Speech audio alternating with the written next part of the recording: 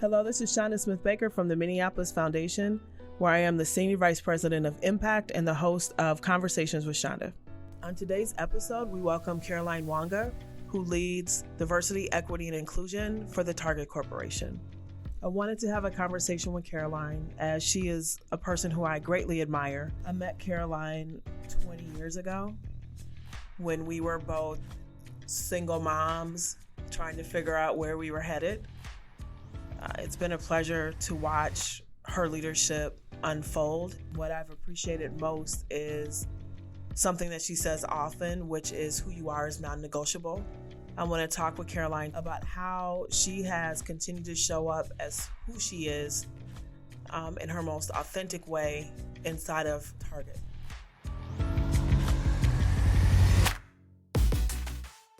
So thank you, Caroline, for being part of our conversation today. Glad to be here. I wanted to start out and have the listening audience get a piece of who you are. So who is Caroline? Lord Jesus, it's hard to make that a piece. Here's what I would say. I am a Kenyan girl, born in Kenya, child of 2 PhDs who love education, which is why there'll be no more Dr. Wangas in the world. I am a mother. I'm a mother who became a mother before I became a legal adult. And it has shaped a lot of the way that I see the world and live. I'm a sister. I am a friend, an aunt, but I'm also a member of the Minneapolis community. I've lived here for 30 years. And so it is a place that is more than a location. It's been critical to how I came to be who I am and how even you and I know each other over the last 20 years. And then I'm also just what I would consider to be a person who is privileged enough to sit in a place and look back and decide what changes she wants to make about the experiences that other people have, whether that be through the lens of my job or who I choose to be as a woman, who I am in terms of my ethnicity and personality. I do not take for granted that the journey from birth to here is filled with a lot of great things, but I would love to be able to leave it better than I found it. And that is the space that I'm living in today. I have a daughter. Her name is Cadence. She's a fantastic, compassionate human being. Her common sense and book sense aren't always in the same place, but all parents would say that. And she knows I say that. So when she hears this, she'll be fine. But that's who I am. Anything I didn't share? No, but what I think about often is how we reflect of, can you believe where we are? Lord, what we wouldn't give for our journey now. And what did we learn and where did we start from, right? And so becoming a mom before you're a legal adult is quite a statement. Yeah. And so how did becoming a mother at a young age inspire and influence, and what challenges did it present to you? Like, you know? I've thought a lot about this topic because the last 4 years of my life has been pretty exploratory. Like, I've really gotten to know Caroline again. And so this is going to sound much more brilliant in hindsight than it did live. But the first thing I would say is there is a secret blessing behind becoming a mom before I became an adult, simply because I didn't know what I didn't know. And so when I look back at the moment that I became a parent, there is a grit that I have that I didn't know was grit because I didn't realize that the 17-year-old mom situation I was in was supposed to be difficult, was supposed to be against the odds. I knew those things intellectually, but I personally hadn't yet matured into an adult enough to process it as an adult. So I lived in the 24-hour periods in the sense of raising my child. And so there was a grit related to that I really do benefit from now. That is about I live in this idea personally and professionally. I have the unmitigated gall to believe in futures other people can't see. And I think that the moment where I became a mother and the different ways in which people were both supportive and concerned appropriately for what it would do to my future, I had this quiet rebellion that was, I'm going to show you that this is not going to end my potential. I'm going to show you that I might have to rearrange the schedule of the things I'm going to do in my life, but I'm still going to live my life. I'm going to show you that I'm not going to be a statistic. I'm going to show you that even if I have to do, and this is real, even if I have to go and donate blood plasma to buy groceries, I'm going to show you. I'm going to show you why I'm starting a cake business underground and my friend Chanda's letting me sell pies in her kitchen. True story. Illegally, I was working because I lost my work permit, but and I was like fine at making cakes. But I'm just going to show you that this won't stop me. But I don't know that at the time I knew I didn't have the vision to go, and this is what it's going to be. I was just motivated by like, I'm not going to be the failure y'all think I'm supposed to be because of the variables. And I am so grateful for that on this side of my life, where in a body of work related to resolving issues of parity that have systemic personalities to them, I see the day when those things don't exist. I have the grit to exist beyond what people win and learn as they try to do this. I have the patience to allow people to go on their journey at their pace, but I never dilute the intent of the destination. And I'm okay if I'm the only one that believes it till everybody else sees it. And I have thought about this a lot in my life, and it has been, that moment is one of the louder moments. There's been many of them throughout my life, with parents and friends and other things, but I think there is a grit and a patience and a resilience, and a de-victimization kind of spirit to how I roll, that when Cadence came into my life got created, that I value differently now. Yeah, that's what I'd say. That's really good. Thanks. You're welcome. Because, I used to sell cakes, y'all. Yeah, they were good though. They were good.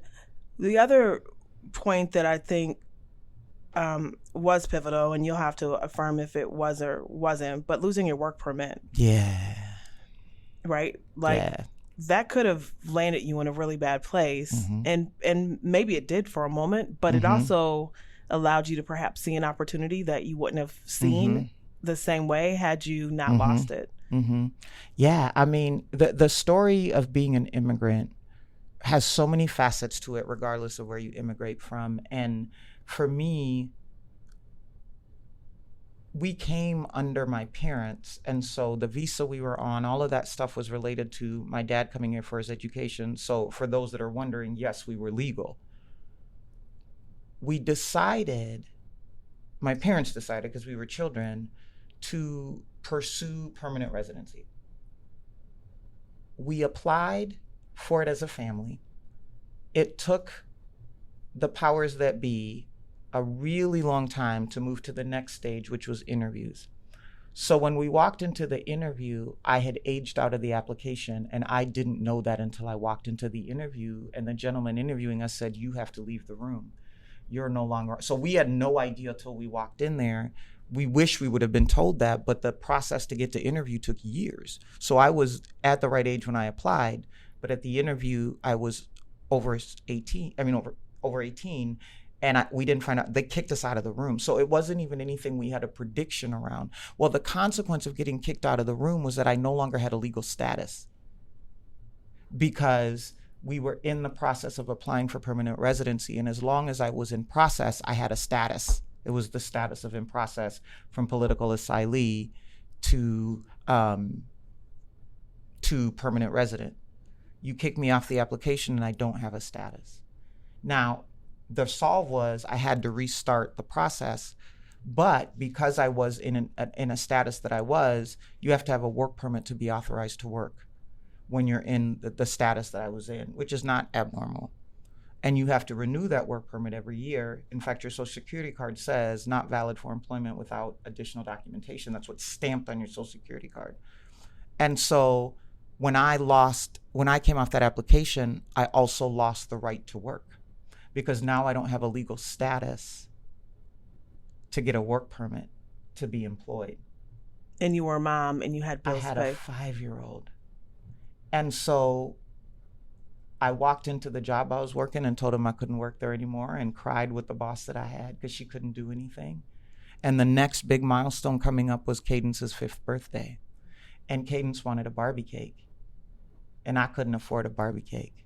So I went to a store that I found, and she had the pan to make a Barbie cake.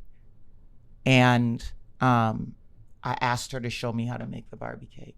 And there I found out that she taught cake decorating classes.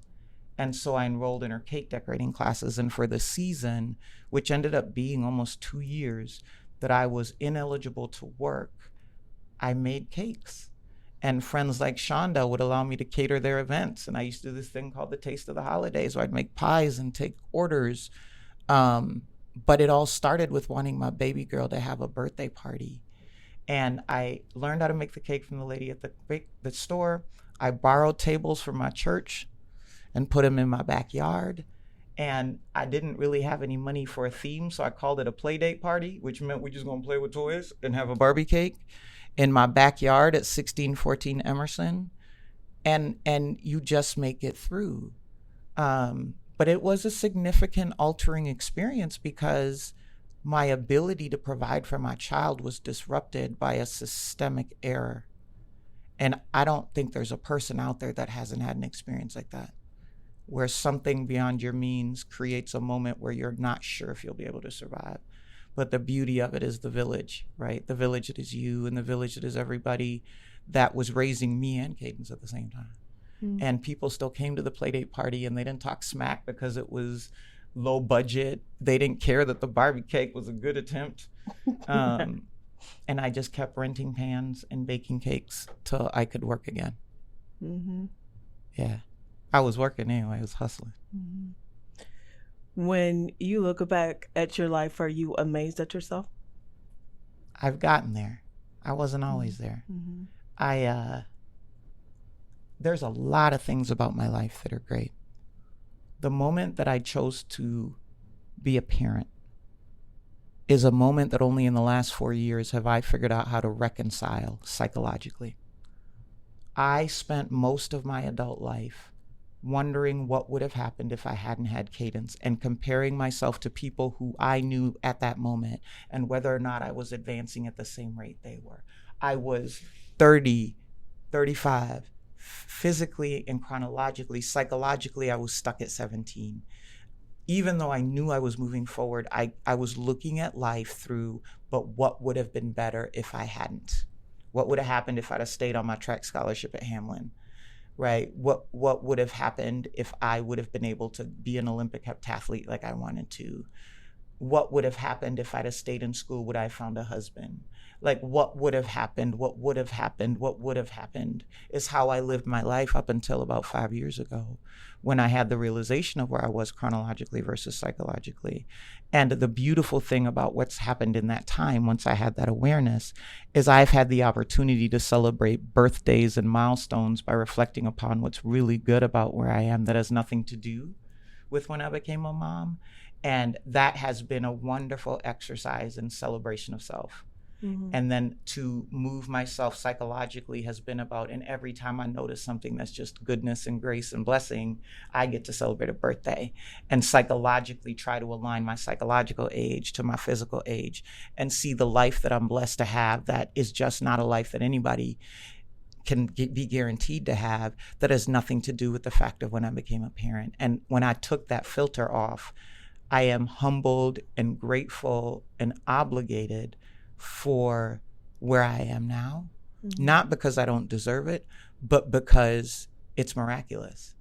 And that for me is the fuel for why I want everybody to be able to get to that miraculous thing with full potential, full belonging, full right to believe that that's what you can have. Because I've lived moments, both self-inflicted and others, where I started to renegotiate my potential. And I'm excited to be in a place where I accept it, I celebrate it, and I start to now pay it back. That's what's important. Mm-hmm.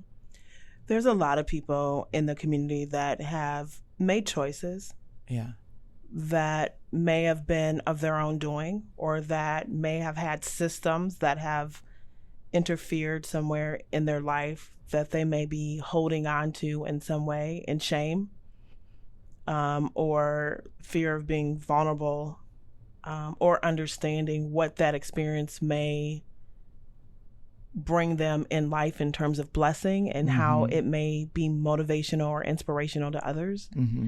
When I think about the hard work and the disparities that we are living in within our city, and I hear your story and I think about the individuals, not the statistics, not the disparity, like not the numbers, but the human that make up those numbers and what they might be living through. What do you think is an important thing for someone that's the outside, like assessing, right, whether or not, I don't know, the issues are worth investing in or the people are worth investing in? Like, what would you say to them? I think the first thing I would say is it's not your job to assess somebody's potential, so stop doing it. Stop doing it. If you are trying to figure out how to make a change, just ask who needs it. Don't research what stats it's impacting. Don't research whether or not they are at risk enough to be worth investing your money. Don't measure how much tax exemption you'll get. Don't measure how much brand reputation you'll get. Function in the spirit of individuals. You as a person and them as a person. And what is the privilege exchange that can happen between the two of you? Because there is too much thought that choosing to invest in communities that are up against systemic barriers is one way. It's give so they can, right? Show up so that they can. Fight so they can. And I'm not saying that's incorrect. I'm saying that there's a real big assumption that you're not going to get anything out of it and you're just doing this benevolent exercise. What I would urge people to think about is that the investment in the people who are facing barriers beyond their control and all they need is the barrier moved and then they have everything else they need to go forward. They don't need you to help them. They just need you to remove the fence. Are the people who will take care of you. They are the people that will become your neighbor. They are the people who will become every service you have that is offered by a human being is who that person is. And as you think about the role that you can play in removing barriers, think about who's going to be taking care of you and how you want them to feel about you when you need them more than they need you. And if you are worried about how they will treat you when they're taking care of you in your elder stages, when they're the ones paying the taxes that help you live your next stage of life, when they're the people creating the software that extends your life, think about if you're okay with how they would feel about you. It's the same reason why we don't insult a waitress when we order food, because I don't want nobody spit in my food. Will they spit in your food? Or will they serve you with honor?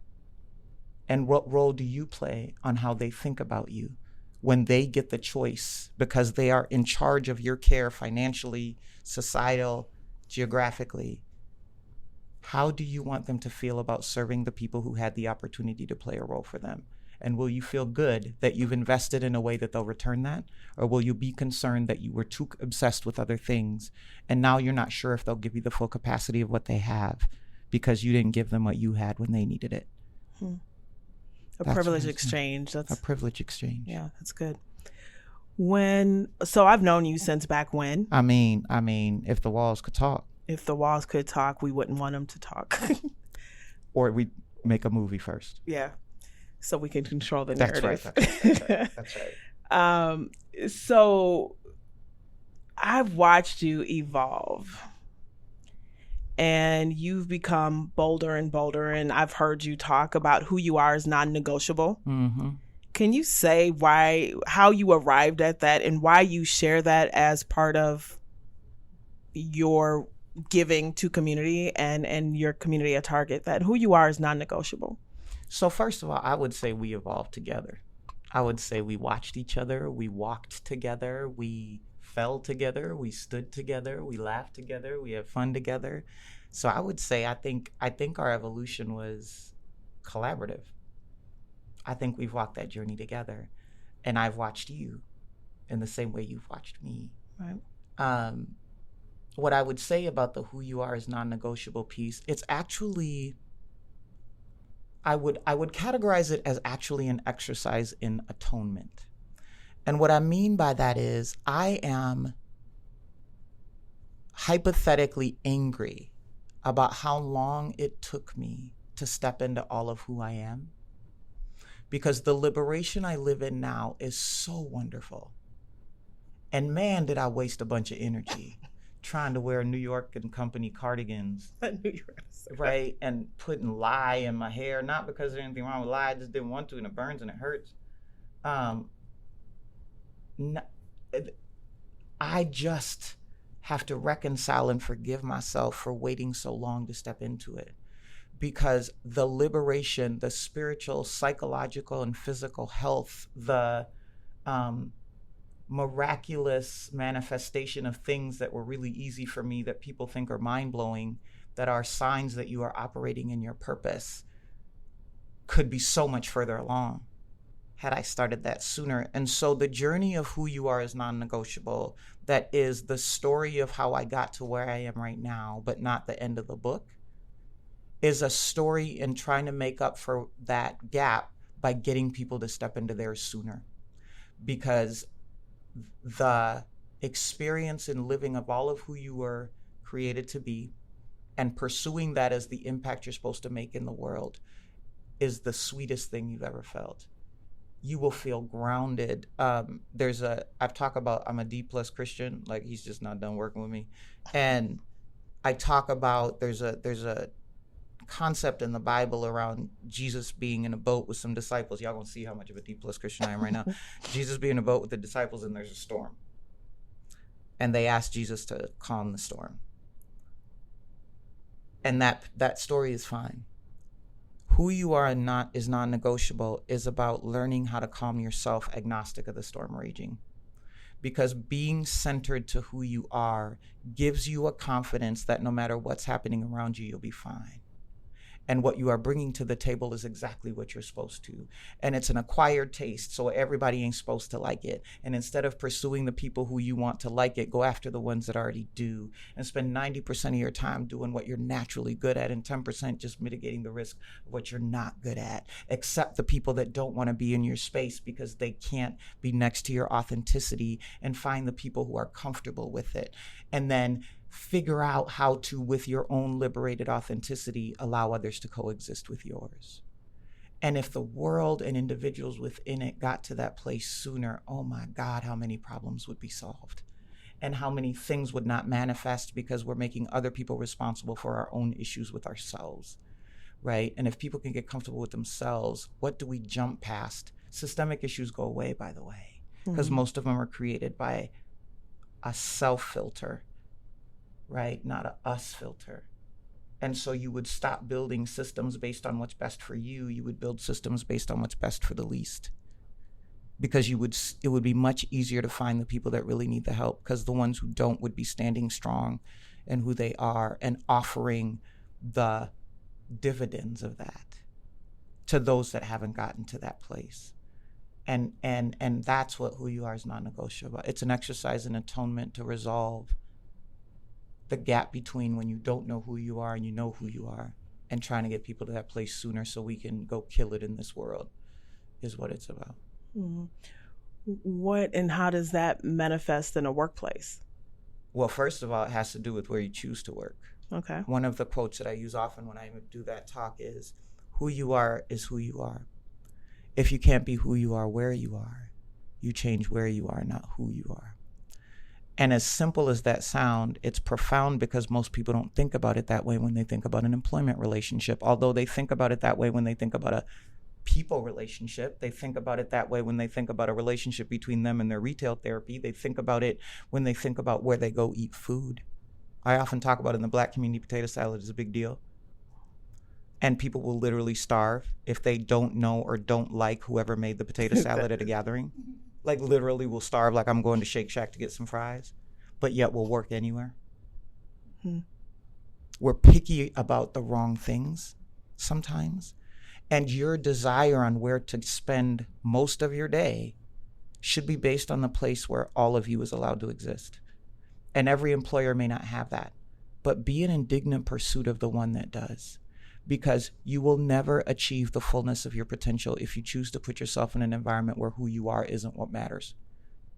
It'll cap out at some point. And once you go into an environment to work and know that it doesn't work for who you are and stay, it's a choice. Don't pretend you're a victim. You can stay, but it's a choice. You're not a victim. And know why you stay. If we would interview the places we want to work as hard as they interviewed us, would we take the job? If we were as picky with our places of work and the people we work for and the environments we work in as we are about potato salad, would we? And if organizations that employ people had to reconcile that people are literally refusing to work there because of who the company is, the company will change. If we continue to accept as the talent that can help them make money or make impact, accept the environments that are unacceptable, then why should they change? They react to variables. Mm-hmm. Who you are is who you are. If you can't be who you are where you are, you change where you are, not who you are. Mm-hmm. So now that we've gotten to know you personally and some things about that were pivotal to your own journey, can we talk a little bit about Target? You can. You absolutely can. And now that we just had this workplace conversation about how you show up and so you've had a few jobs there at Target. I mean, never intended to be in corporate that long at all. Did you ever intend to be in corporate? Heck no. Yeah, I thought I was going to say that. I did. I thought you were going to say the other H word. And here's why. This is where you and I met. I went into community work when I had my daughter. And every day I was fulfilled, agnostic of other variables. I went into corporate simply to be able to raise my child. I just compromised. I said, it's cute that you want to have a mission, but you got a mouth to feed, so go get some money. So I went corporate. Mm-hmm. It wasn't a career decision. It was a survival decision. And when did it move to being a career decision? 5 years ago. Seriously? And I'm going to tell you why. Yeah, tell us why. So I started in supply chain and in Texas. And I knew... Why were you in Texas? Can we just... I was in Texas because I dropped out of college when I had my daughter, and I am the child of 2 PhDs, as I told you. And so the value of education in my family system is loud. And I was starting to get feedback as I was working in different nonprofits that moving upward would be difficult without a degree. And I was salty about it. I was like, I'm not going to be no smarter. I could do the job now. But it just was becoming a barrier. So I had been trying to go back to school and ended up finding a historically black college in the city of Tyler, Texas, that had a single parent program that removed the barriers for single parents, not a scholarship. And visited in October, left in January, nothing to lose. And it was just to get the degree to shut people up. And then that's how I ended up working at Target. I had a summer internship. They had a distribution center there. Knew that I was like, okay, this corporation isn't as bad as I thought it would be, because of course as a nonprofit girl I thought I'd sold out and become a corporate drone. And I was like, okay, it's not as horrible as I thought it was going to be, but like, what do I want to do here? So built through a lot of great advice, different experiences I wanted to have to decide what I wanted to be when I grew up. And honestly, that's what drove my career up until this job. So it was to lead hourly people, because my career could have led to stores. It was not lead people at all. I hadn't decided if I wanted to do it. It was lead salaried folks, because that's a part of your trajectory. And then it was have a role in HR, which my mentors made me put on there. And I thought it was crazy, but I put on there so they shut up. And literally that drove my career. I was leading non-exempts. In the job I was in, I ended up getting solicited for a job to be an individual contributor. That brought me back to Minnesota. So that was my not leading people job. Then it was lead leaders, which came through ending up getting an HR job after being turned down for 5. And that's where I got my HR experience and my lead leaders experience. And then I evaluated that to see what I wanted to be. Mm-hmm. So you got turned down for 5 internal jobs. 5 HR jobs. Oh, okay. My fault. For the thing that I didn't want to do. Okay, so but you were applying for them. I told y'all HR don't need to be on my plan. Yeah. And there's a woman who actually is my boss now that was behind the scenes on all of them. I hadn't met her, and she's like, one more job. And I'm like, no, I'm done being carted around as a supply chain girl that y'all want to put in HR. Like, we've dated. We went on 5 dates, HR. We can break up. Yeah. Right? Mm-hmm. And I had a leader at the time that just had a good amount of love and tough and was like, take your butt up there for the interview. And I was like, fine, but I'm never going to another HR interview if I don't get this one. And I got the job. Mm-hmm. And it was as a generalist. And so now you're in what role? So now I'm in the diversity and inclusion role, which came out of evaluating all of those experiences, plus an experience leading our African-American business group, where I said, if I'm going to spend more time in corporate, I need to be informed about what I want to do. And so those 4 experiences plus that one were what I evaluated and said, I want to be a D&I practitioner in the corporate sector. It was the closest I could get to a soul within corporate and got me back to what I love to do when I finally became visible to it, which was through the business group role. And I gave Target first right of refusal. So I showed him the plan. I showed it to my boss's boss, my HR partner, and the person who had the job at the time. And I said, are we all in agreement? You are funny. So this was 5 years ago? Is this the 5 year? This was technically in 2012. Okay. And I promoted myself over time on this piece of paper and said I wanted that job in July 2018. Can you so I know what the piece of paper looked like, but can you just share for the audience, what did you do exactly? On my piece of paper? Yeah. There's 2 versions. The first one was when I was trying to figure out what I want to do, and I had 4 experiences. I said what I want to get out of each of them. And those drove the first 5 years. When I was done with that first part of my career, when I was done with that and did the second map, which is the one you're talking about, I, at the time I was an HR generalist. So what I had as experiences are what informed wanting to be a D&I practitioner.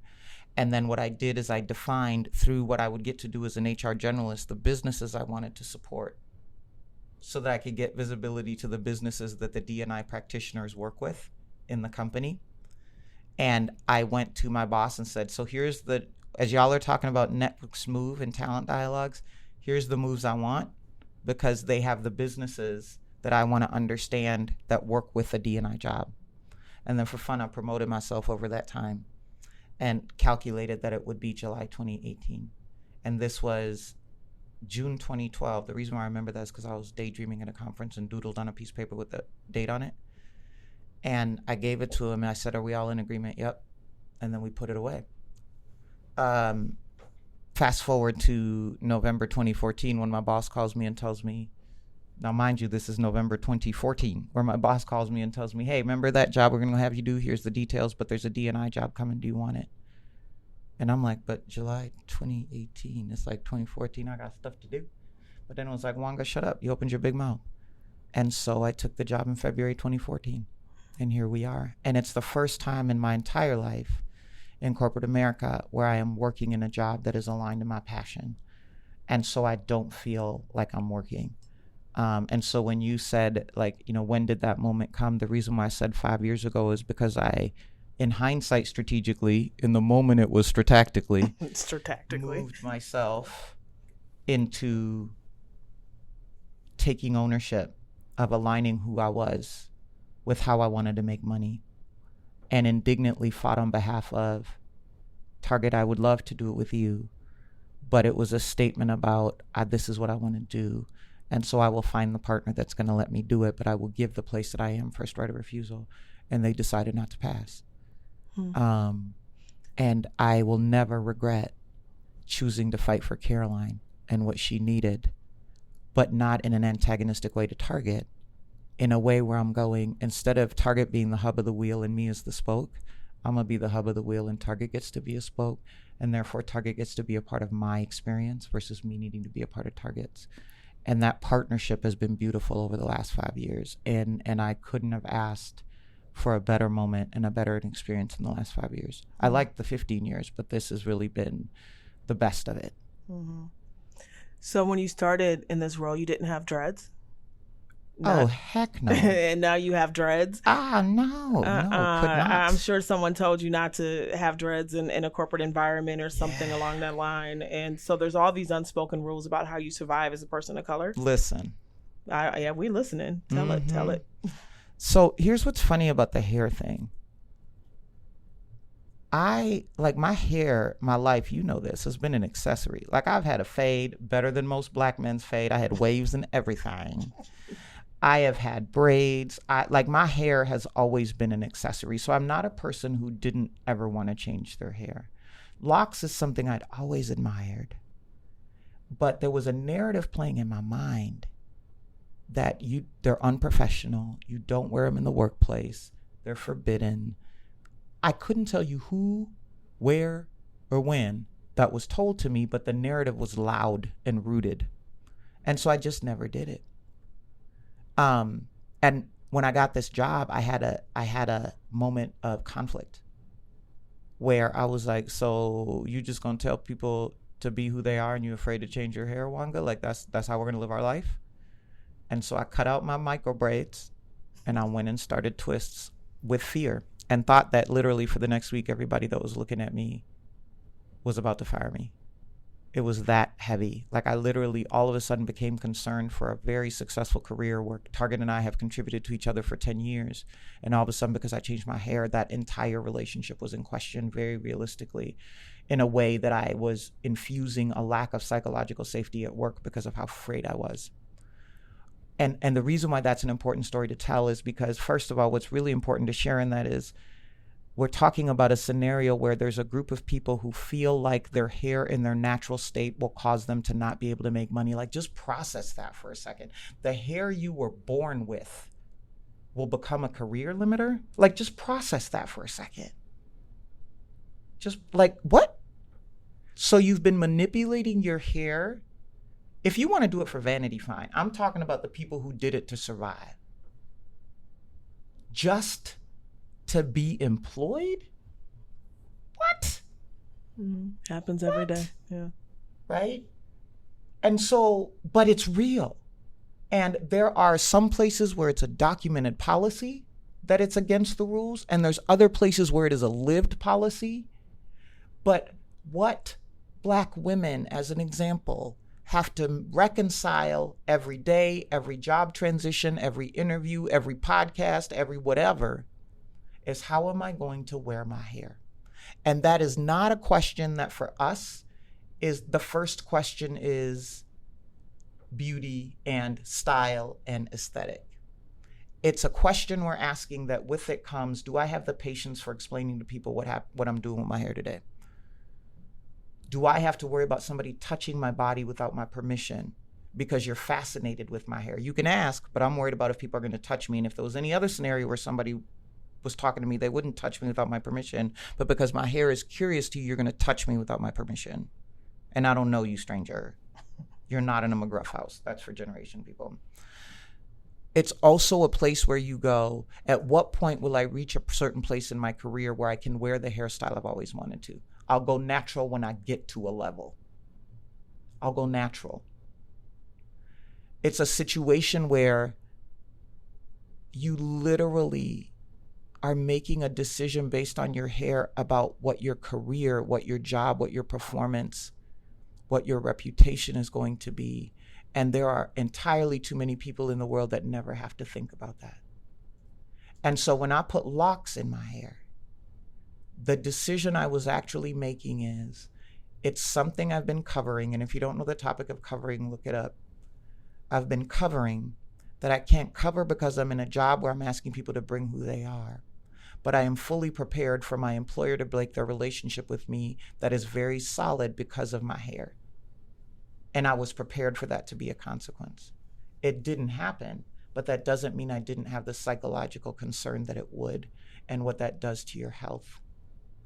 And so I tell people I've been in this job this long and I grab my hair because the length of it is a symbol of that moment where I brought the last of my physical attributes that I had not wanted to bring to work into the workplace to test if where I was could work with who I was. And they passed. But what I tell people is, listen to the wisdom of the people who advise you based on their experiences. Do not accept it as your truth until it happens to you, because it may not happen to you. And if I would have kept listening, I wouldn't have locks to this day. But I chose to test the truth. So that as Caroline, with Target as my employer, I could test what's happening and if they were okay with me. So that was a psychological hurdle that you had to jump. And once you jumped it, it gave you some other freedoms of expression. It was super liberating. And so you have evolved in a way and used your position and how you show up every day to visually support others at Target and in other places of work to show up as their authentic self. So can you talk about the other transformations and how you show up and why you show up the way you do? So there's locks, as you've mentioned, which also get worn in 1,000 different styles just because it's fun. Unicorn horn is my favorite. Clothing. I wore New York & Company for work, and they're a great company, and this is not a shade to cardigans, but I hate cardigans. I don't like them. And I had two sides to my closet. I had the closet I wore because I thought that's what I had to wear to continue to be seen successful at work, and I had the closet I wish I could wear to work, and I wish I had enough time outside of work to wear everything in it. And so part of it was adjusting to putting on my version of what's appropriate for how I walk into professional spaces and not having it be dictated by what was the majority I was seeing versus me. I'm not dressed inappropriately, but I am dressed in celebration of who I am. And so it was about adjusting that wardrobe because as much as it sounds surface, it's critical. What you wear impacts how you feel. And when you're wearing something that doesn't align to how you feel, then no matter what, you're limiting how much you can produce that day. And so when I liberated myself by wearing the clothes that actually, and putting a style together that was more reflective of who I wanted to be, all of a sudden I had more capacity for the real things I needed to go do and change. I have a way that I introduce myself to people with these slides, and the one around style, I say, I wear, W-E-A-R, where I am, W-H-E-R-E. Blue lipstick. So I was never really like a huge makeup person. I might have worn a little bit of foundation, but like I didn't wear red lipstick because I didn't like the way it looked on me, and I didn't wear any lipstick. And so after I came to work with my locks, I was like, they might be ready for blue lipstick. And so I did blue lipstick and nobody said. Now they're probably talking smack from like a just talk about people thing, but like nothing happened. I was like, what? And then became the attire. And then I would say the biggest transformation was being of Kenyan descent. I just had a hunger to have my cultural dress be represented in where I am every day. And so I started to have made African fabrics and modern silhouettes. And it's been so much fun because tied with my style hobby, it's just fun to like get in a competition with myself about how outrageous I can be, because I tend to like architecturally interesting clothing. So I like, there's some visual like, oh really, to the way that I choose to do it sometimes. But what's more important about it is now this job comes with speaking and external representation as a part of the job. If I'm going to be on a stage, I have African attire on. And why is that important? It's there because I need you to see the Kenyan girl in the corporate executive. I need you to see cultural heritage and pride without thinking it's a threat to your cultural heritage and pride. I need to challenge what has been defined as a traditional dress code that was just based on the majority that are present versus the fact that traditional, business, casual is subjective to what your cultural heritage is. And where I'm from, when we dress to the nines, we put on our fabrics. And so my business professional, from a cultural perspective, yes, there are suits, but that's about the influence of colonization in Kenya. And you can wear suits. That's not a shade on people that wear suits. But my cultural heritage, when we have significant life moments, we put on our fabric. We put on our fabric, and there is room for our fabric in what I take to work every day and the work that I do. And so it is a little bit of atonement. It's messaging that I want you to feel like how you dress is not the way that I see you. I want you to come as you want to be dressed so we can go get this work done. And I want you to feel that how you dress has a connection to culture, then bring it. And so anytime I get on the stage, I have on African attire to just push people uncomfortably to go, yep, you're probably processing why I have on a pair of shorts and a tie, because that's my aesthetic. But this is also Ankara. Mm-hmm. It's dashiki. It's kitenge. The fabrics of Africa mean something to Africans. And so this isn't just about this girl wants to wear her style. This girl is proud of her heritage. And for the people who are across the pond at home, mm-hmm. who for generations didn't think a Kenyan girl would come and be vice president, this is for them. This is for them. And there's a line out there I've seen in many memes that says, you're your ancestors' wildest dreams. Yeah. So when I get up there in my African fabric, I'm fulfilling wildest dreams. I am picking up the batons that have been put down for me and leaving them further ahead than I picked them up. And there's so much pride in knowing that standing in front of audiences, working for Target, that's what Africans say. Say it again. Working for Target. So some people say Target, some people say Target. Africans say Target. Mm-hmm. That this is for my grandmother, and for Jomo Kenyatta, and for the battles of colonization, and for all those in the diaspora who were stripped of their identity. I'm going to bring some of it back in a symbol of solidarity and celebration and giving people permission to live with me in my African identity and not feel threatened by it.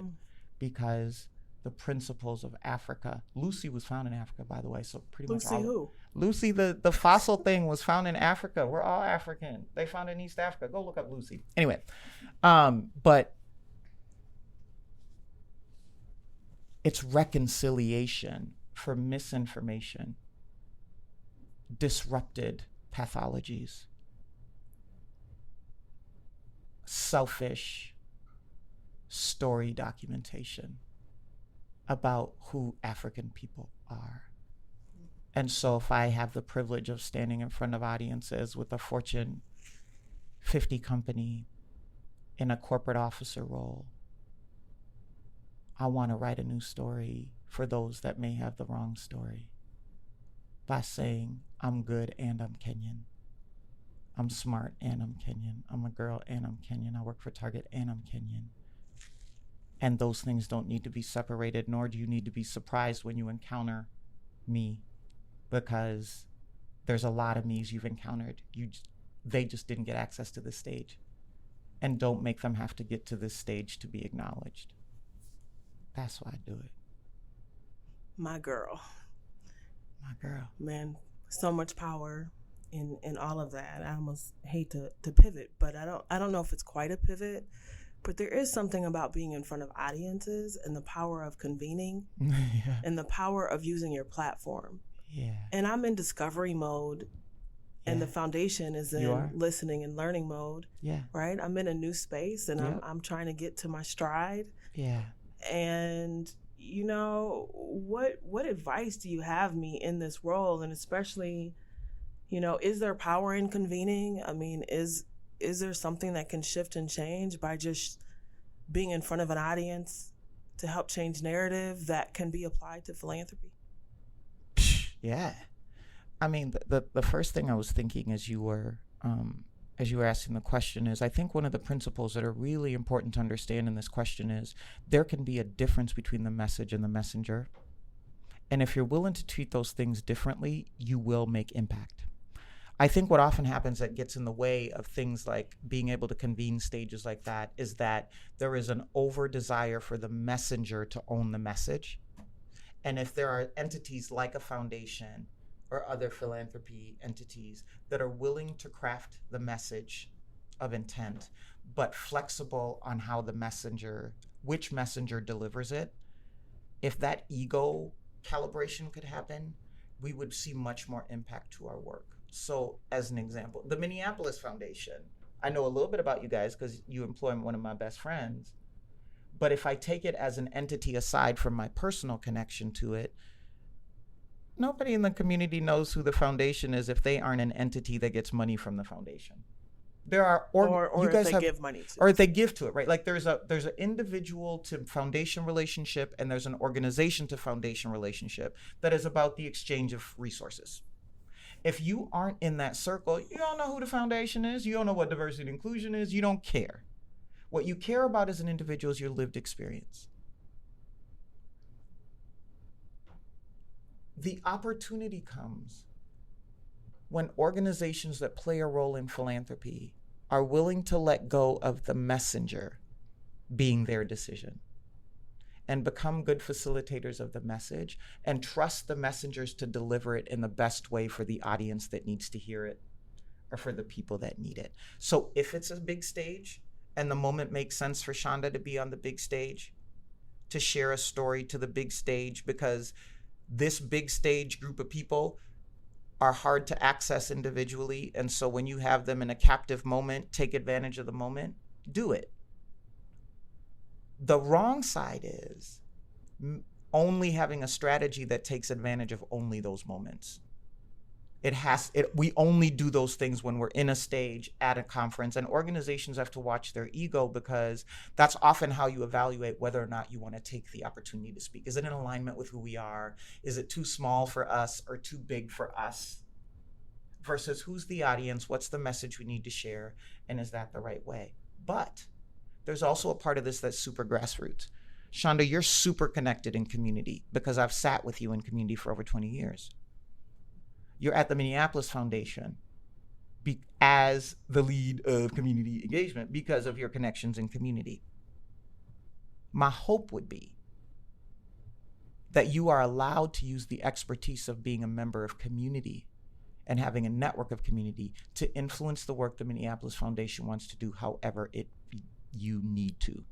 And that you're not being forced to do PowerPoint presentations just because that's the way of doing things, that you're allowed to bring your strength of connection, activate the Minneapolis Foundation's mission in the way that you can with your network, that the person sitting next to you might not be able to do because they don't have the network, but they can do it differently and you both be right.